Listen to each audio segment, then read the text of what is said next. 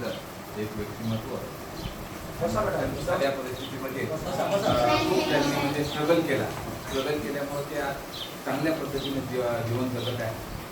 आणि आपल्या परिसराला सुद्धा त्यांनी असं वाटलं की बाबा माझं सुख आहे, मी थोडंसं लोकांना वाटलं पाहिजे म्हणून आदरणीय डॉक्टर नारायणजी राठोड सर आपल्या करसगावचे आहेत आणि त्यांना असं वाटलं की बाबा पोरांसाठी आपण काहीतरी केलं पाहिजे. इंग्रजी ही म्हणजे आपली उणीव आहे.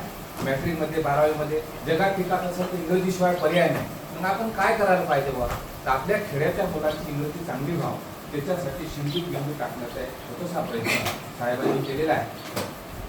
ईश्वर त्यांना अशीच सद्बुद्धी देऊन त्यांची संकल्पना फार मोठी आहे. पुढे सुद्धा इंग्रजीसाठी ते काम करणार आहे, चांगलं काम करणार आहे. म्हणजे आपण जगला तो नाही नव्हे, म्हणजे आपण स्वतःसाठी जगण्यात काही फायदा नाही, म्हणजे स्वतःसाठी जगता ते इतरांसाठी जगत आहे. तर आपण भाऊला नमस्कार करू. या ठिकाणी भाऊ आपल्या 2 शब्द बोलतील असं त्यांना. मी नारायण राठोड, मुंबईहून बाजूला राहतो करसगावला. करसगाव माहिती आहे का? कोणाकोणाला माहिती आहे? सगळ्यांना माहिती आहे. तर मग हे जे पुस्तक आणलं नाही, सराव बुक आहे तुमच्यासाठी. ठीक आहे, तुम्हाला इंग्लिश बोलायला एक शब्द जे आहे ना ते पाठांतर करायचं आणि बोलायला पण तुम्हाला हे होईल, सहभागी होईल आणि लिहायला पण सहभागी होईल. तर नंतर मग आता तुम्ही आता कुठला वर्ग आहे? 6वा. मग आता 7वीला जाणार, नंतर 8वी बाहेर. मग आता हे सराव केल्यानंतर तुम्हाला बाहेर गावी गेला तर तुम्हाला इंग्लिशसाठी मान खाली करायची जरूरत नाही. कारण इंग्लिश ही काही मोठी आपल्या संस्कृतपेक्षा हार्ड भाषा नाही आहे.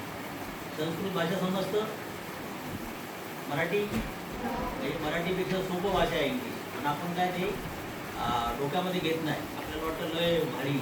ही साधी आणि सरळ भाषेमध्ये लिहिलेली नॉर्मल पुस्तिका आहे, सराव बुक आहे. तर हे याचा वापर तुम्ही करावा, आमची इच्छा आहे. करणार ना? हां.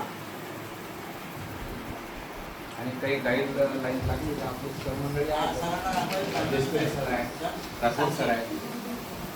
अभिनंदन करा ना ते.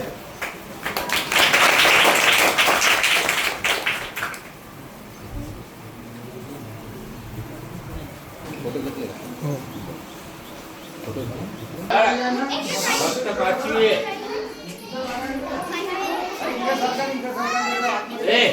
इकडे मावशी पहिला वर्ग लाईन अरे खिचडी घ्या. चला चला खिचडी.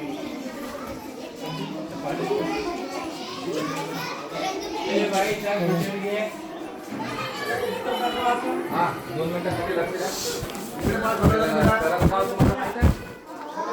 आपल्या गावाजवळच आहे ना करसगाव. या ठिकाणी एक गरीब कुटुंबामध्ये एक व्यक्तिमत्व जन्म. त्यांना वाटलं का बा आपण गरीब नाही राहत, आपण काहीतरी चांगलं काम केलं पाहिजे. धडपड केली त्यांनी आणि ते मुंबईला गेले.